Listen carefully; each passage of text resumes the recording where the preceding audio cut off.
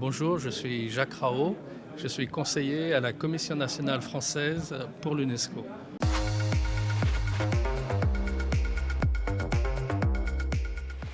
En fait, c'est la Commission nationale française pour l'UNESCO qui est partenaire et très heureuse de parrainer cette deuxième édition du Festival de l'espace Stars Up ici à Meudon. La Commission nationale française a vocation justement à faire connaître les messages et les idéaux de cette très belle organisation des Nations Unies qui est située ici à Paris, et en sens inverse aussi de faire connaître les positions françaises pour soutenir les différentes actions de l'organisation au siège de l'UNESCO.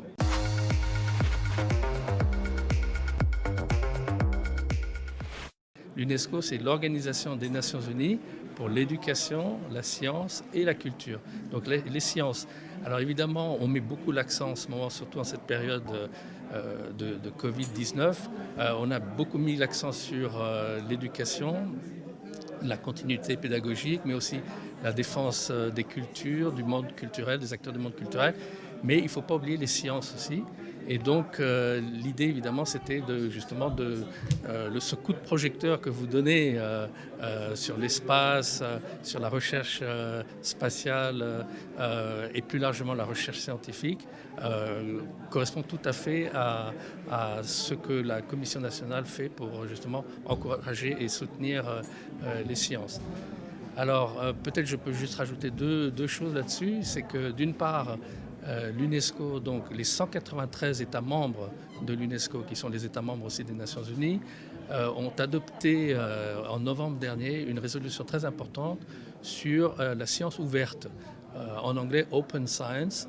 Et l'idée, c'est justement de permettre d'ouvrir les connaissances scientifiques au plus grand nombre, à tous, un accès à tous, pas uniquement dans les milieux éducatifs, mais aussi dans les milieux scientifiques, dans les milieux culturels, et avec aussi l'idée d'essayer d'établir une meilleure parité aussi, l'égalité des genres.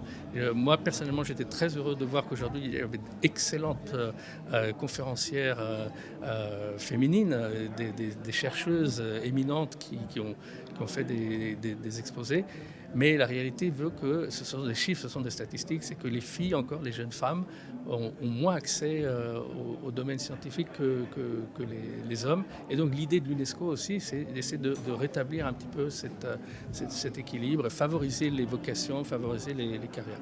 Et dernier point, c'est simplement, puisque le thème de cette deuxième rencontre cette année est placé sous le thème de la lumière, il se trouve que l'UNESCO a aussi proclamé une journée internationale de la lumière qui est célébrée chaque année le 16 mai et qui est de sensibiliser justement tous les acteurs de la société civile, mais aussi les universitaires, les écoliers, la jeunesse, sur l'importance de la lumière évidemment dans la recherche scientifique, a fortiori dans la recherche spatiale, mais aussi sur les questions d'environnement, de développement durable, dans les milieux urbains aussi, avec aussi l'autre aspect qui est la pollution lumineuse aussi, et essayer d'enclencher une nouvelle dynamique autour de ce sujet qui est fondamental pour tous.